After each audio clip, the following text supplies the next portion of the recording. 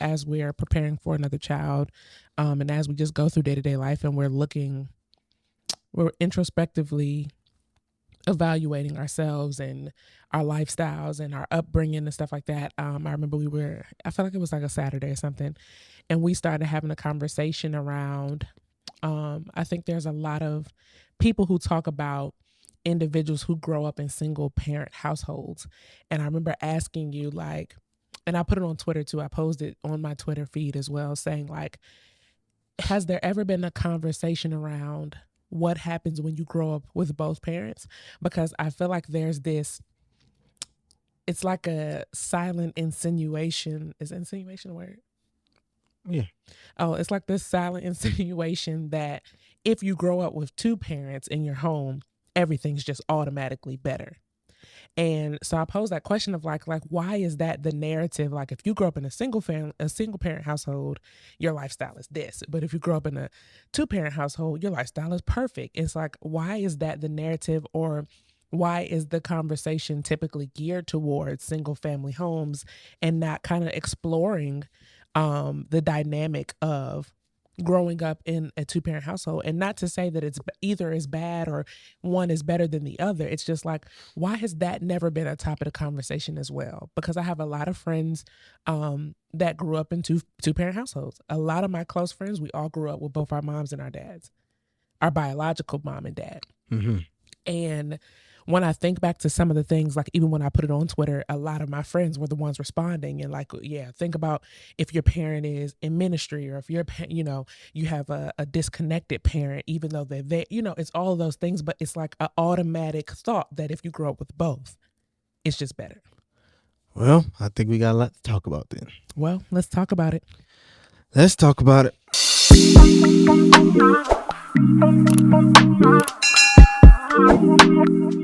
So I was really intrigued by my own thought in that conversation of like, why is that the narrative that just because you grew up with both your parents, that means you are just automatically, better? Lit. So let me ask you this then. What did you experience being in a 2-person household, in your young adult life? My young adult life. Like now? No, because you're an adult now, but I'm talking about like a teenager. Yeah, like teenager. Before then, yeah. What was that like? I mean, I feel like it's your normal. You know what I'm saying? So it's like you don't see. I think once you become a parent, or just an individual that is old enough to see your life from a different lens, especially when you move out of your household and you go to and fro and you come back into the home and you see the dynamic of like your parents, or like the dynamic of your grandparents and stuff like that, or things happen in your life. And like when a grandparent dies and you start to learn about the different things that were going on in these different different family members, but you wouldn't have never known it because of how they operate or how they keep things behind closed doors and all that kind of stuff like that. And so I started learning a lot. I feel like once I really went to college, but the dynamic of my family relationship, I was taught a lot of teamwork from what I saw. My parents are incredible teammates. And I think that's contributed to how I deal with you. I mean, how we deal with each other within our marriage is because I was always used to seeing people operate as a team. I have friends that have parents where in their two parent dynamic house, the dynamic of their two parent household is the moms were at home and the dads work super incredible jobs. And I remember growing up like, what's wrong with my family? The fact that both my parents have to go to work. Oh, so you thought, so walk me through that, because both your parents worked and you saw the teamwork, but did you necessarily see teamwork in your friends' family too, or no? Not necessarily, because the dynamic is different. So the type of teamwork that I saw from my parents was based off of the fact that you have two people contributing to the income. You have two people contributing, because two people are contributing to the income, right? You're not talking about a homemaker. My friends' moms were homemakers. So, they did the homework, the dinner, the cleaning, like all that stuff is already done. So when I'm looking at, if my mom is at work early, there's a period of time my mom traveled a lot for work, etc. And my dad was the one making breakfast and making dinner. My dad was the one who handled us in the morning. My mom was the one that handled us in the afternoon. When it came to athletics and after school activities and all the kind of stuff like that, my dad is the pickup person. And when we get home, we go to mom and we do homework and we do dinner and we do all those things like that. And so when I say teamwork, it's like seeing that dynamic of it's not all on one person to do said thing. And this is not me saying that that's what their dynamic was, but obviously I'm not in the dynamic. So I only know what I think it could be, which is your mom's at home taking care of the house, your dad goes out to work. You know what I'm saying? But my father was also in ministry, and he tells a story all the time about how when I was younger, I don't know how old I was because I barely remember this conversation obviously at all. And he said that one day I came to him and said, everybody gets you except for us. So it's like the dynamic of a 2-parent household allegedly is that all is well and it's a perfect, whatever.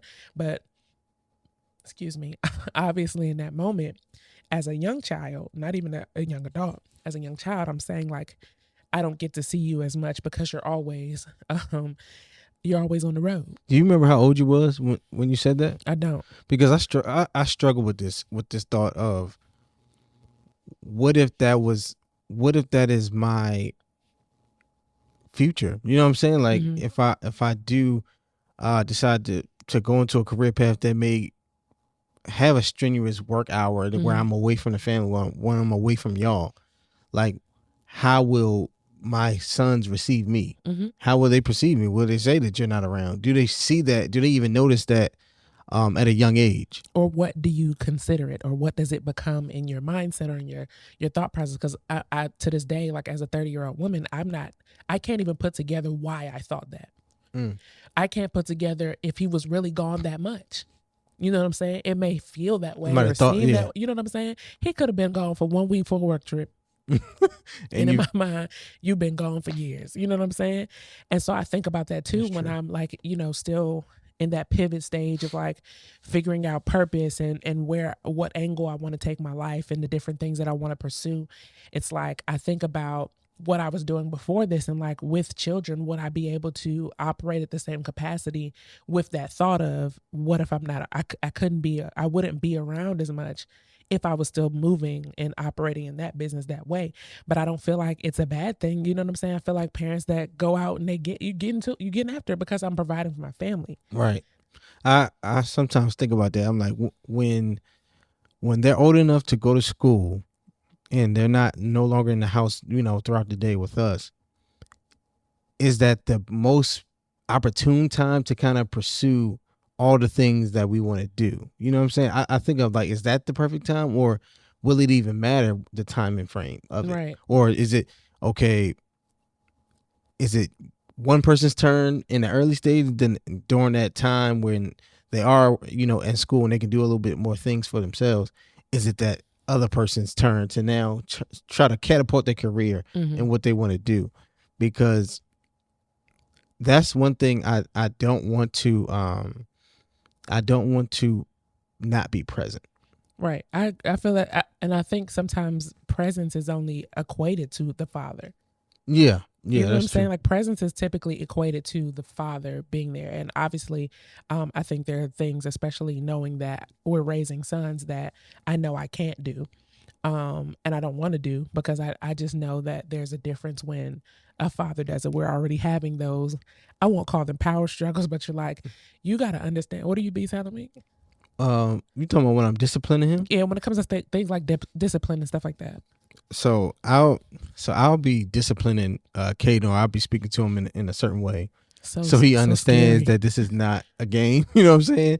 So he understands boundaries, and she immediately will come at me and try to check me, and I had to tell her, like, stop interjecting me when I'm disciplining him, because he needs to understand respect and discipline and all these different things, but he needs to see it from a man.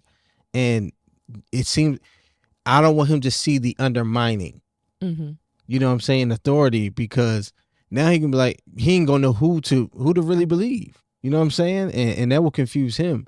But I was also saying that because moms do this all the time, y'all. And I don't care, if y'all fit it or not, because it's the truth. Anytime your son is getting yelled at, you would yell at him all day, but as soon as the dad yells at him, it's because y'all yell. We're the worst persons on planet Earth. Different yell, Yeah, but It's like a scary yell. Like Caden immediately bursts into tears, like or it's just like it's like a shock. He's stunned and he just stops in his tracks, and I'm like, oh no. right. So you immediately go into mama bear mode, and no, we need to be one, the united front, but also you probably just don't even come into the room because he needs this. You know what I'm saying? Like, Mm-hmm. I think that's what's so important in a man being in the house, Mm-hmm. is because that's where you learn authority. Mm. You know what I'm saying? Like, I learned respect from my father, Mm-hmm. not my mom. You know what I'm saying? I learned how How to so? respect others, because think about it. Like, if this is is this the man that you see all day long? Is this who you're learning from as a young boy? And he's respectful. Mm-hmm. And he's respectful to others. He's respectful to his mom, to his wife. You know what I'm saying? To his wife, but to his son's mom. He's learning how to conduct himself as a man. He's learning how to treat certain people. He's learning how to treat people. He's learning how to Mm-hmm. respect people. He's learning when to turn up and when to not. You know what I'm saying? He's learning I all don't these think I've different ever things. He's seen your watching dad all lit. this. My dad, my dad's very even keel. He's very even keel, but I've seen him get there. Mm-hmm. You know what I'm saying? So I've seen the balance, and I've learned how when and when not to say things, or when to speak up and when it's not time to. Mm-hmm. And I think that's the power of one, having your father in the house, because you get to see that firsthand and see Mm-hmm. how to operate like that, Mm-hmm. but also not to be so wild that you can't control yourself. Yeah. And that's what we don't want, and that's what, we don't want our black men doing, being out here just, doing anything, thinking that there's no repercussions for anything. Mm-hmm. And that's what I was telling you, like, he needs to understand that there's a cause and effect for everything. Right. So anything you do, there will be some kind of effect after that. There will be some kind of thing that will happen because of that, because it's just the law of polarity. Mm-hmm. So I really believe that when I look at my dad, highest respect, highest respect. There's nothing, you know what I'm saying, that he hasn't done anything to change my mind in that aspect. Mm-hmm. But I think it's up to me to now teach that to my And sons. Malcolm is so excited that he's a boy dad. So I had this question as you were talking just now. Now in your 30s, right? Your Mhm. father, you and your brother are your parents' only children together. As a man in your 30s, what do you feel like you learned from seeing your father taking your mother's other children and raising them as his own? Oh man, I told you this before. I'm like, yeah, better man than me. Yeah, Malcolm. Yeah, sometimes. Listen here, him taking in 5 to 6 kids that weren't his showed me, because this is what my dad told me. He said my mother saved his life. So obviously, I don't know what he was into in his life. Mm-hmm. For a woman with 5 kids to save your life when you have one child, Mm-hmm. you know what I'm saying? But they don't live with you. That child didn't live with him, so he didn't have that, coming into the household. But for a woman to have 5 children and she saved your life, it showed me that true love do exist, Mm-hmm. and there's somebody for everybody, Mm-hmm. and it doesn't matter their circumstance. Mm-hmm. And it showed me that, one, he's definitely a provider for one, but he also he's confident in who he is, Mm-hmm.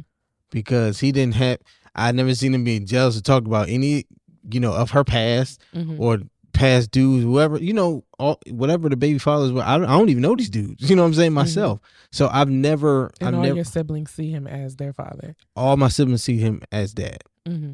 So he obviously inserted himself in authority wise, into the family very seamlessly.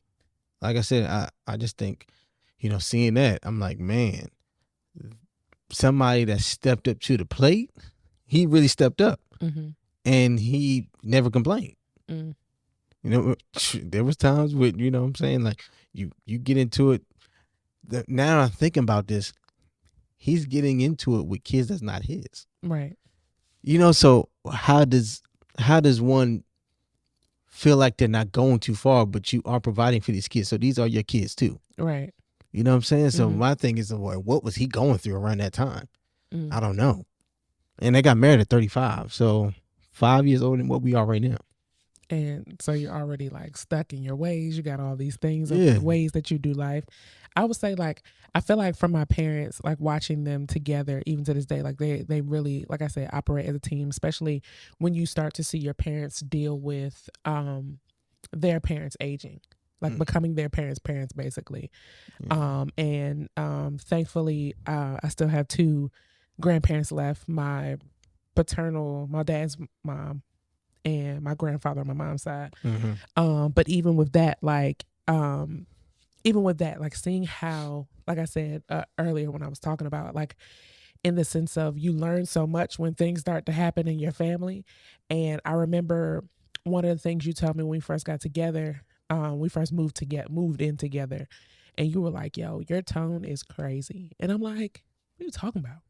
And I'm like, probably in the same tone that you were talking about. And I remember I was talking to my dad about it. What did he say? He said, "That's not you. It's your grandmother." My mom's mom. Oh, I was like, which one? Okay. So my mom's mom, she had literally, I think my grandmother had just passed. And my dad was telling me, like, you get this honestly from your mother who got it from her mother. And it's like you realize the different things that now he has had to endure. I think that showed me like my parents as people for the first time. Is like really seeing, oh, so you were who he is being right now, like, and receiving this. So I'm like in corrective mode, like, how do I not run him away? If this is what he's saying is an issue. And he just shared some things with me in regards to like, yo, like it's being mindful of it. Like, well, now that he's opened you up to it, you can obviously be conscious of it to be able to pull back. But I can't not tell you that you really don't get how to control it because you didn't know it was something that was a thing. Yeah. And the only reason I can give you this response is because I know where it comes from, where it derives from. I know where it came from my wife. I know where it came from with her, but with her mother, because I spoke to all of them. The lineage goes deeper than that. And so it's like you learn so much being around your parents, but talking to them and having real conversations with them as adults. And I think so. I wonder how many people are having conversations with their parents about being people, or like humanizing your parents outside of them just being your parents. Yeah, I agree. I think in that generation, no, they didn't talk a lot. They didn't talk about anything. Like it took. I still don't know a lot of things about my parents, honestly. And maybe it's because they don't want to talk about it. They may be ashamed of it, or they just put it in the past and they said forget it. But I don't think you know me. I'm like the family pot stirrer, right? So in my Oh family, Lord, I'm like the one that there was this instant, and she'll say anything. I really will.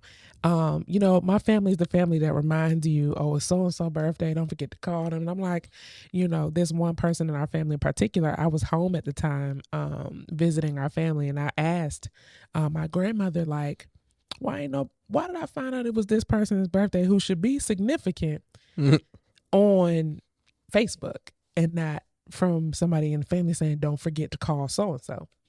And my grandma just laughed. And my aunt was there too. And so I asked her the same question when she came later on, like, what's up with this? Like, what's the vibe? Like, why?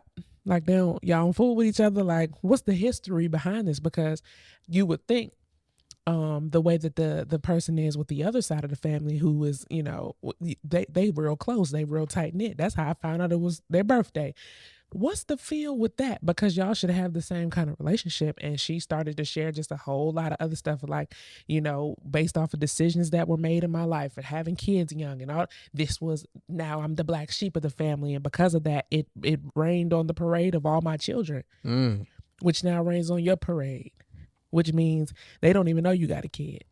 And I started to, and in that moment, it's like, wow, there's so much more to these people. But when they're they're your, I guess, superiors or your parents, your elders. Yeah. You just see them as, this is my lovely grandma, Yeah, my you know, awesome parents. But it's like, yo, I need to really know the truth. And I think because we don't talk enough, and I said that to say, like, I don't feel like you've ever asked either.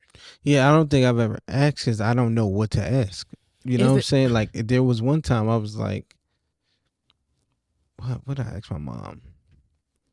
Because, so when I was 16, it really started to dawn on me that my siblings are my half siblings. they're your whole siblings, they came out your mom. Is it? Yeah. I mean, like, y'all all came from the same womb. Y'all are whole siblings. All right, so it dawned on me that they all have different dads than me, though. You know what I'm saying? Like, for the longest period of time, I'm thinking my dad is biologically their dad. And then I'm starting to think, I'm like, wait a minute. When did my parents meet? Okay, they met such and such. When did they get married? 35? So, how did such and such get here? Right. You know what I'm saying? Like, I'm asking these questions and she don't want to answer these. So these are questions she's not really answering. And now I'm thinking back, I'm like, yo, have they had the conversation with us about their past, about the lessons, about all these different things? And I don't know. I think I think, and I want to say it, but I don't know if it's true or not, because I can't remember this too vividly. But I think my dad said he had a drinking problem in the past. Here's the thing: I never seen my dad have a drink, though. Me either. You know what I'm saying? So except for our wedding day, he did have that champagne and toast. And I gave him my shot because I couldn't do it. So you think that's why you don't drink? I think that is a part of why I don't drink, because that was the example I seen. I seen a sober man, so I never seen a drunk man when I was growing up. But also, it would tell me that then he got sober either for my mom or for us, because he probably was a different man before he got either into a relationship with my mom or decided to marry my mom and then take on 7 kids. You know what I'm saying? So he obviously had to change at some point in his life, right? And we never really explored it to that point. But I'm just thinking, man, like, okay, so he did have some things he fought through. Who are these people, basically? But who the hell are these people? You know what I'm saying? But this is the thing, like, but because I feel like it's because you've never really seen conversation amongst them that it doesn't naturally seem like inviting to just say. Yeah. You know what I'm saying? Like, see, I have that relationship with your mom because that's the kind of person I am. Your mom was on the phone the other day and she was saying something. And when I talked to her, and I was like, what is she talking about? And when I talked to her another day, I'm like, so what you was talking about the other day, what? So what's going on? Nosy. I'm not nosy. I'm just okay with asking questions. Yeah, definitely. And I won't say it was like invited in my house, but my parents are talkers. So conversation happens. It might not necessarily be about anything deep. It's like you have those, it's like all these family secrets or family dynamics that I don't feel like, I mean, I guess as a child, stay in a child's place. Is exactly what they lived by. Right. But I just feel like we could have learned so much more. Yeah. Like even now when it comes to being a parent, when it comes to being a friend, I ask my mom all the time, like, because she's a counselor and she deals with people and she's in a people business. When I was leading in business, and I remember she was at our house and we were talking about like the people that we were working with and like how do I continue to build those people up and letting them know that we appreciate them. And she led us to a book that was called it's like the 5 love languages, but for your business relationships. It's like how to appreciate people, but basically kind of with the 5 love languages kind of concept. And I was like, well, this is a gem. Like, where is this kind of info? I have never heard of this, but that's because you're in corporate leadership. So you can give me, even though we're in 2 totally different industries, I'm an entrepreneur, you're in corporate leadership, but you were able to give me advice on how to be a better leader. How to treat my people, how to love my people, how to celebrate those individuals for what they were doing, because we're having a conversation. Yeah. You know, and I just want to make sure that we continue. I feel like our generation is the generation that is going to open our parents up more, but we have to be willing to ask the questions, because our elders have so much value. But I feel like do you think they're ashamed of like their pasts, that they don't want to give you? I remember I asked my aunt one time about crack. I think that's the culture. Our culture is so much more. This is what I was telling you about. Yeah, mom said that. The dude on TikTok. The dude on TikTok, he explained like every generation in like 2 minutes tops. It was crazy. Mm-hmm. When he was talking about baby boomers, they're about to, they're leaving the workforce, and they're about to go into the, they're about to be voting for the things that they need. Mm-hmm. So they're about to be in the seat of appointing, politicians and stuff like that, and the things and the policies that they need in order to survive. Mm-hmm. But for his generation, which was, I guess, Generation X. Mm-hmm. Generation X, they are responsible for Generation Z. Okay. Generation Z and some millennials, but they're like elder millennials. You know what I'm saying? they're a little bit above elder millennials. But he was saying that they taught their children, Generation Zs, how to be entrepreneurs and not to trust the system or don't rely on the system, because there's not going to be a pension for you. There's not going to be not a 401k. To trust employers. Not to trust employers. It's more so about look out for your own ass, because there's going to be no one to save you. So in the end. becoming entrepreneurs. By a result, you're raising up a bunch of entrepreneurs, right? Because now we're saying, okay, well, I can't work 40 years and get a pension, so what's the point in wasting 40 years for somebody, and I can build my own wealth? You know what I'm saying? But he was saying with millennials, we're going to be the greatest managers ever, because we understand people. Mm-hmm. We care more about people. We're way more empathetic as a generation, and we care about inclusivity. And he was saying Generation Z, these people, they love, their dream job is to be in a shoe closet and never see their manager ever. You know what I'm saying? Right. Work from home has changed a lot of people's lives. You know what I'm saying? So he was saying that millennials would be the greatest managers ever, and the future of the USA will be fine just because of that. I'm like, that's crazy. That's interesting. But it is interesting. I say that to say, because that was the culture of them. That it was, what's in the past is in the past. It don't need to be spoken upon. Right. You don't need to dig up old things. You know what I'm saying? Right. And this is what the premise of the whole podcast is talking about. We dig them up, digging up the bones, digging up holes, digging. I'm tired of digging up all these holes, Grandpa. And our parents are like, like, that's too damn bad. Too damn bad. That's too damn bad. Keep on. That's gonna be us too. Our parents like, I'm tired of digging up all these holes. I need to quit it. That's too damn bad. Keep digging. Kaden will learn exactly who we are just by listening to our content. Well, the thing is, my dad was that person though. Mm-hmm. So like my dad was the youth minister, right? He's the one that everybody can come to because he's the only person you feel like is a real nigga.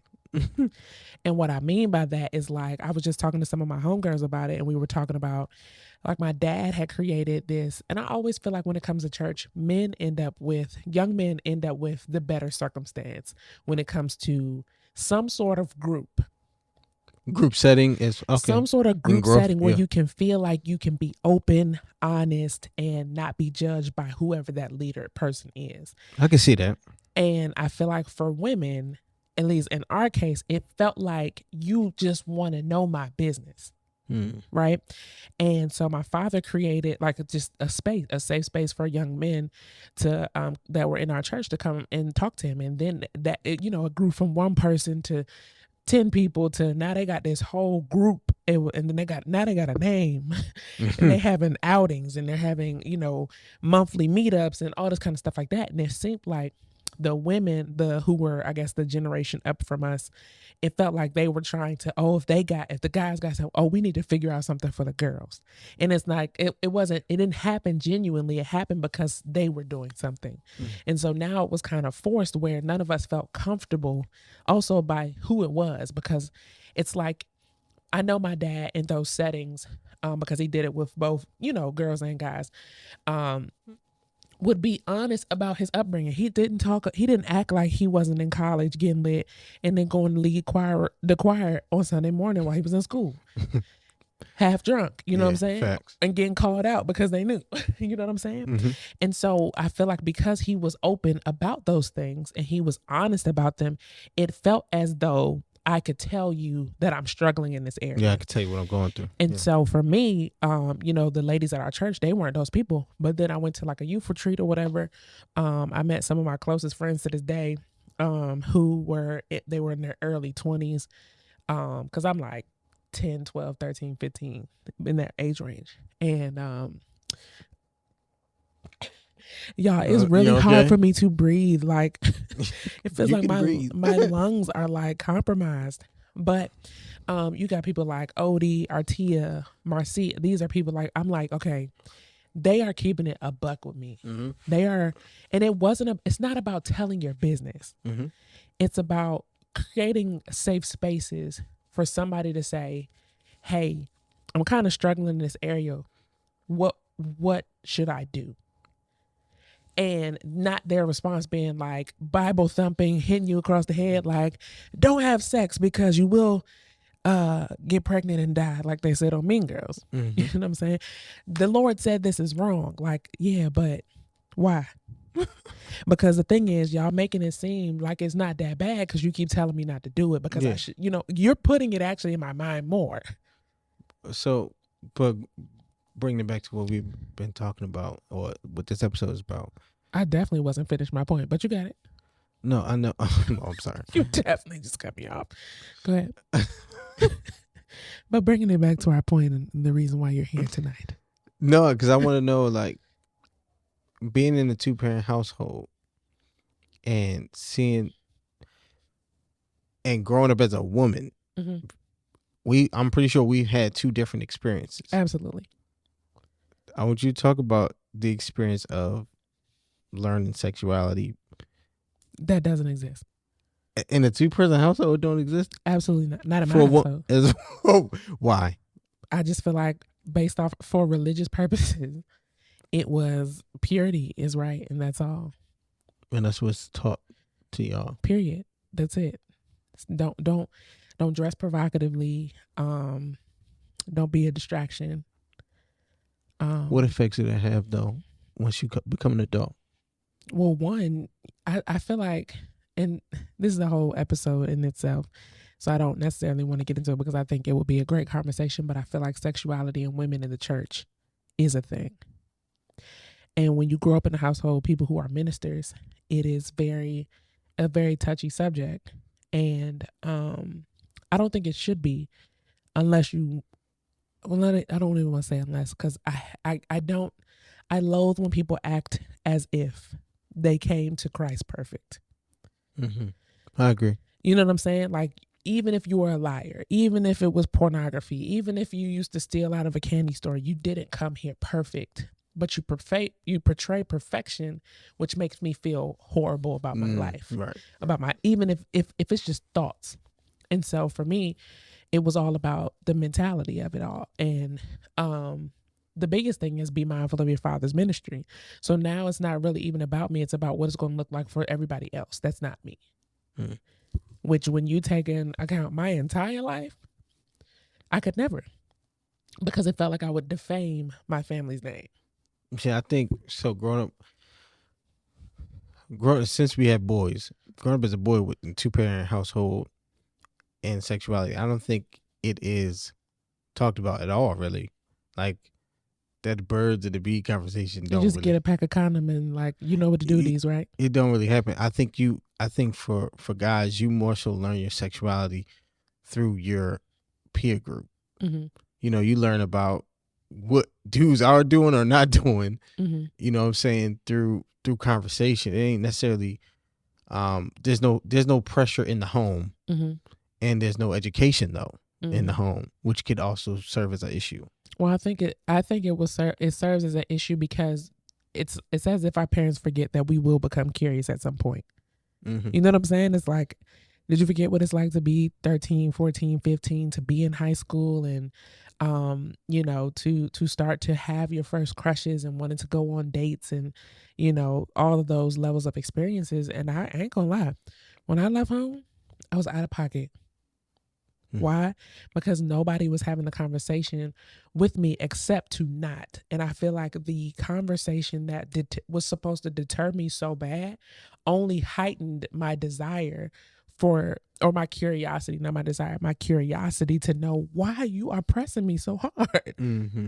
Why are you That's fair. pressing me so hard? And it wasn't until I was dating this dude, and this is how my parents and I talked about sex for the first time that wasn't in church. Okay. I was dating this dude, and you know that chair that we got at the crib, the long chair? Mm-hmm. And so I'm sitting on the back of it, and the way the chair is, obviously I'm straddling it, but I'm just sitting. And because there were no more seats, he comes and sits on it, but he's in front of me. He's at the edge of it. I'm at the back of it. We're not close at all. It's not like he's in between my legs. Mm-hmm. But to my parents, he was in between my legs. Gotcha. Like all the way up in that. Obviously, we were humping at this point in their eyes. Oh, Jesus. Do you know what I'm saying? Yeah, like that's what they saw. Mm-hmm. They brought me in their room. Brittany, can we talk to you for 1 second, please? And I'm like, the nigga is still over there. Okay. They had me in their room for like an hour and 20 minutes talking to me about how I was sitting on this chair and what it looked like. Right? Which led to the question, are you sleeping with him? Oh, wow. But at this point, I'm 19, so I just feel like, what am I lying for? And I don't think they thought I would tell the truth. One thing my parents never realized is that they would always ask me questions and I will always be honest. They just never believed me. What they didn't want to know. No. Truly. They would ask me questions and I would never lie. They just didn't think I was being honest. Remember when I got this tattoo for my birthday? What, they had a conversation about that? They called me. It was for my birthday. So they called me like, what'd you do for your birthday? I was like, oh, I got a tattoo. Blah, blah, blah. We went to the club. And they're like, no, you didn't. Oh. Okay. I'm just telling you what really, you know what I'm saying? So I'm saying like you've experienced what I'm talking about of me being honest. They just don't want to hear that. So you take it as if I'm just kidding or I don't mean what I'm saying. I mean exactly what I'm saying. And so they asked me, was I sleeping with Buddy? And I was like, yeah. And I'm sure it broke their heart, but it's like, you've never done, like, do you think just because you say don't do it, the Lord says it's not right, you should only do it within the confines of marriage? And I'm like, I understand that now because I didn't do it within the confines of marriage. And so I understand why you should. Mm-hmm. I understand the spiritual, the soul ties. I understand all the things that come with, you know, the possibilities of pregnancy and all that other stuff like that. I get it after. Yeah. But nobody was being honest about that aspect of it. You're just saying don't. Just saying don't. So that makes you more curious by nature. Listen, curiosity was crazy. So let's think of the flip side of it. Then if you wasn't in a 2-parent household, do you feel like there would have been discussion, or would there? Because I'll say this, when I was researching about this episode, I'm looking at the differences of single parent households and 2-parent households. And what it was saying is there is pros and cons to both. I agree. And one of the pros to being in a single family household is that there is more care and attention and honestly conversation to that person, because there's more time spent with and focus on the child than trying to, maintain a relationship. Let me tell you why I believe that. When I was in high school, I remember I told my parents that, like you said, you learn a lot through conversations with your peers. And when I was in high school, I had a lot of friends who did come from single parent homes. And I think it was probably about even, but I spent a lot of time, at their house and seeing the dynamic of them with just their mom, or the dynamic of them with just their dad. Because I have friends that had single dads and single moms, both as well. And I remember like Christmas time and how much stuff they would get because the parents were typically competing. Oh, wow. And I remember I ain't think about saying, that. like, yo, I wish my parents wasn't. I mean, thank I can't God believe that. you said that. But I But I did, get because it. I'm young. I don't. But I And get it. nobody's having those conversations, and you don't. You know, my parents aren't talking to me about how they both came from broken homes, or Yeah. you know, my grandmother raised 7 children by herself. You know what I'm saying? Like, we're not having that conversation. We're not having the conversation of my grandfather on my mom's side stepping in and taking my grandmother's kids and all that stuff like that. We're not talking about that kind of stuff. So when I see that, because I'm young and I'm not necessarily impressionable, but you only understand, you only know what you know from your home. Yeah.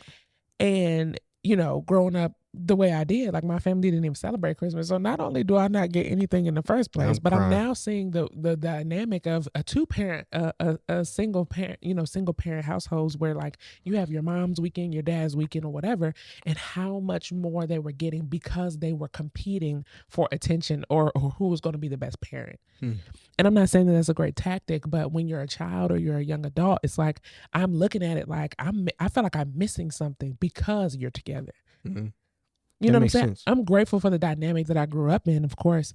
But there were moments in my life where I'm like, yo, it's kind of looking like the grass might be greener on the other side. I agree, because I used to think that it's so much better living with 2 parents rather than one, and I didn't see it from the side of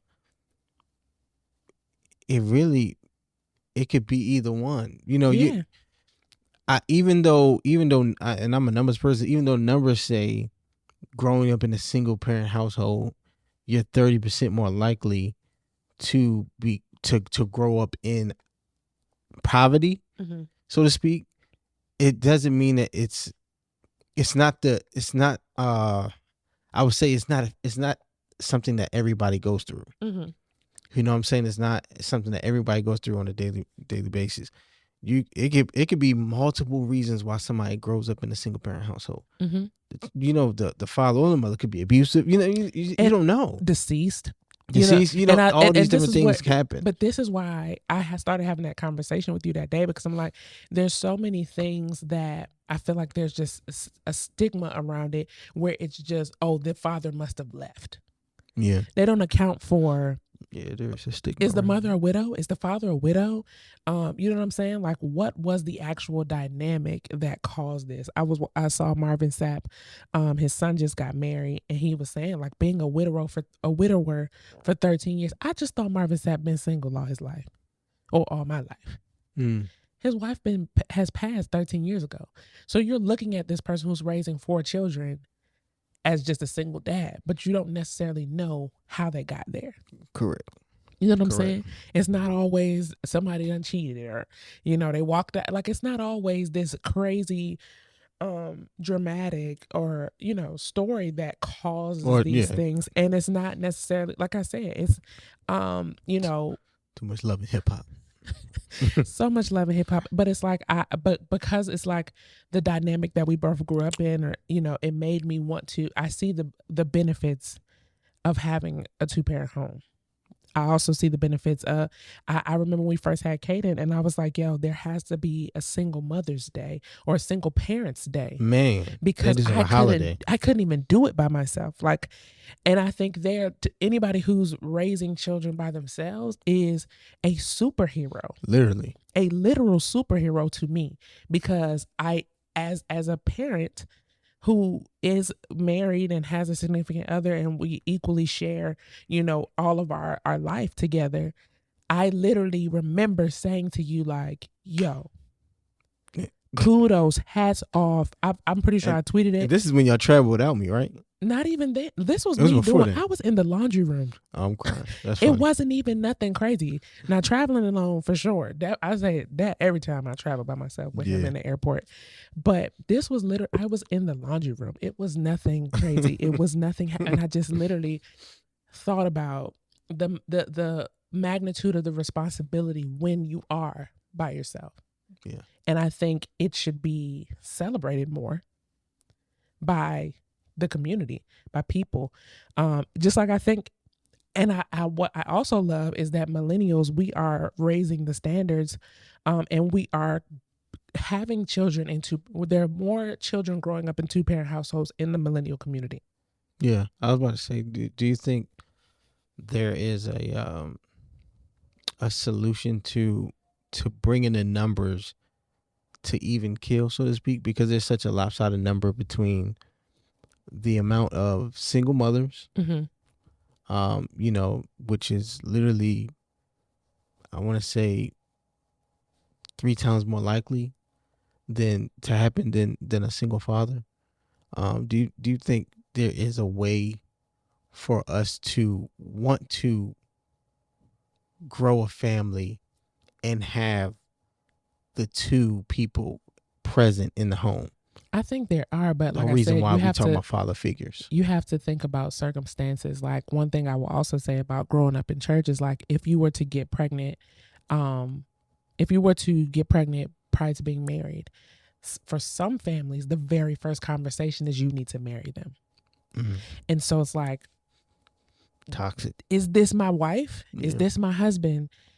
It may not be my person for life, but now I'm being forced into a marriage because of what, my circumstance has become. Yeah. And for some people, I don't think that's fair. And I don't think it's that you don't have the desire to do that or to grow up, to have a family within that dynamic. I just think, do I have to now marry this person just because we're having a child? And for some people, like one of my homies, when he and his girlfriend had gotten pregnant back when I was I think I was like a sophomore junior college, and his mother, she church lady, one of the prestige individuals in the church, she's like, you're not marrying that girl. Like, I don't want you to feel like you have to do that. You know what I'm saying? Because I don't want you to be miserable. And I believe it's because she had that same circumstance of being pregnant with him and her parents forcing a marriage now because of that. And it's like, so I think though, because of that, a lot of individuals that I know personally that come from broken homes, they have a desire to not to switch the dynamic. Both of my parents were those individuals for me. Yeah. Because my dad came from a single mother home and my mother came from, her situation. My parents were very adamant about growing, building their family as a collective. And like I said, because the people who make those decisions to say, I'm going to change it because I understand what it is to be in that. Yeah. I understand what it feels like to grow up that way. I think a lot more of our parents decided to make those decisions. And because of that, a lot more of us, we're like double, triple that concept as millennials to do it. Because I believe the statistics, I read this, I don't remember the number exactly, but I had read that the statistics of millennials that are building two-parent households are so much higher than that of everybody that's come before us. I just think we're more intentional about it. I just think you build wealth faster too as well. I think just to give a solution or a way for us to start to build families with two-parent households in them, more often I would say is to date intentionally. Yeah. I think to date with intent and not to don't y'all men, millennial men are the ones who say they hate that we do that. Well, no, I'm talking about definitely for men. I think for men, we need to date with intent. And I hear all this stuff about, what does she bring to the table and all this other crap that's going on. And I don't know if it's red pill, blue pill, whatever it is. But I think it's more so like, can she prepare a table? It's not what does she bring to the table. It's what can she prepare a table? Meaning not food, not can she cook and all that other stuff. I'm sure that too, but I'm talking about like, can she be a helpmate? How what's her character like? Can you see her raising your kids? You know what I'm saying? The things that actually matter before you lay. Before you lay with her, are these things that have you really vetted these things out? I've heard of a lot more men saying like they were waiting to have sex. For what? Like when they're dating somebody, because once you start once you make it physical, it clouds the judgment of It everything does. else, especially when, it's been a long time since you had some consistent ass. So now you're like, do I I'm really want to give crying. this up because she low key crazy as hell? You know what I'm saying? Because I feel like for women it's easier for us to wait. You know what I'm saying? Or to choose to not do it immediately, etc.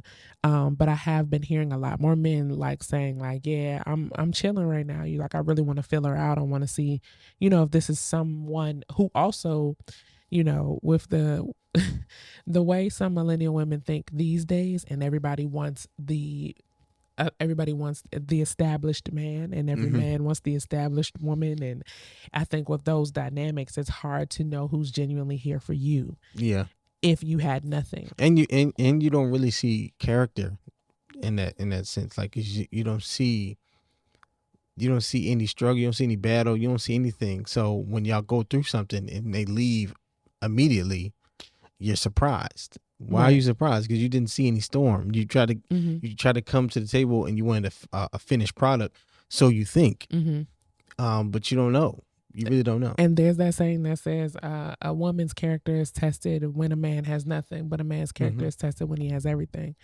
And I just feel like dating intentionally is great, but I feel like when women say that, men get all discombobulated as if we're trying to control the situation or we're trying to rush into marriage. And it's men understanding that women are raised to be wives. Like, that is the conversation in your household. That's why there's no conversation around sex, because it's around, oh, you need to know how to cook, you need to know how to clean, you need to know how to do all this stuff, because how are you going to become a wife?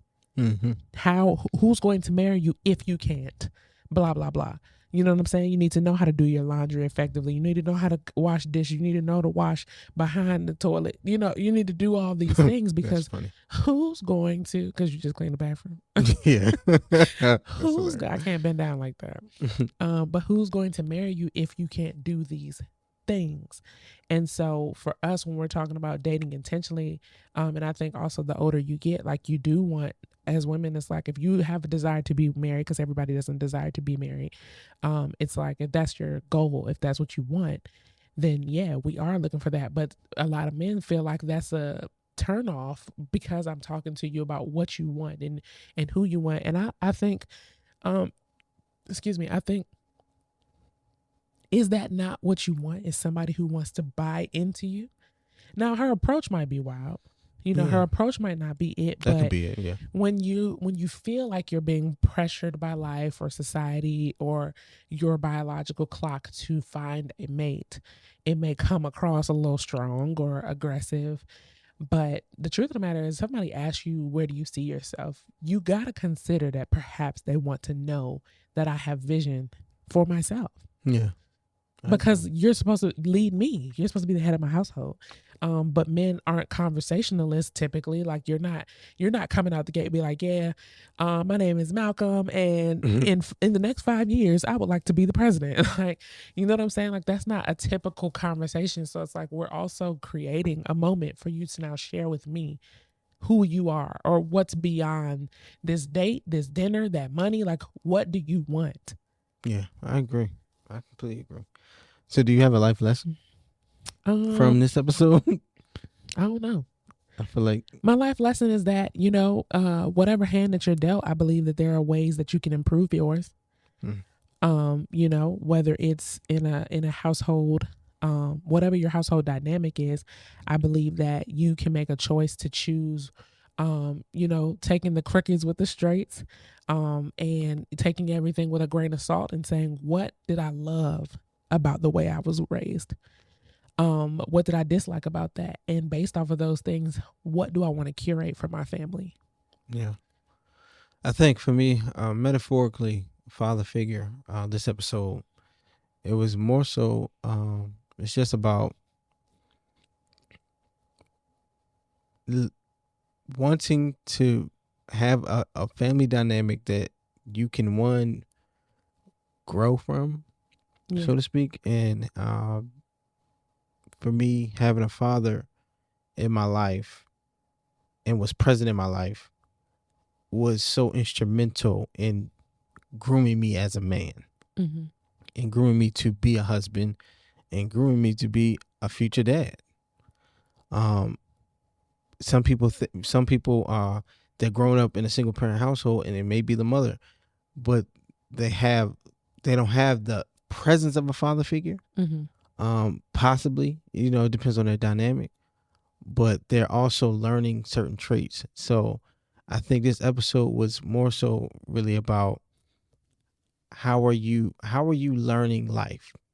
Who are you learning life from? And can you take these ideals, can you take these things and use them for you to set yourself up in life? Or is there some things that you need to unlearn? Because if I grew up with just my mom, I'm thinking about it. She had 5 to 7 kids and it was just her. How would my life have gone without my father figure there? How would I have seen the world without him being there? So I think that's my life lesson. I love that. Wow. Well, this has been another episode of the So Let's Talk About It podcast. I am your co-host, Brittany. And I'm Malcolm. And you can follow me at Brittany Danelle on all platforms. And you can follow me at Malcolm_Garrison 2 _Garrison. And you can follow the show at So Let's Talk About It Pod on all platforms, Instagram, TikTok, YouTube. So Let's Talk About It Pod. And if you are listening on Apple Podcasts, don't forget to rate, review, subscribe to the YouTube channel. We want to hear your thoughts. We want to hear some of the things that you love about your father figure, your family dynamic. What are some of the things that you've learned from that? What are some of the things you've incorporated in your own parenting? And we can't wait to see you guys on the next episode. Peace. Good night.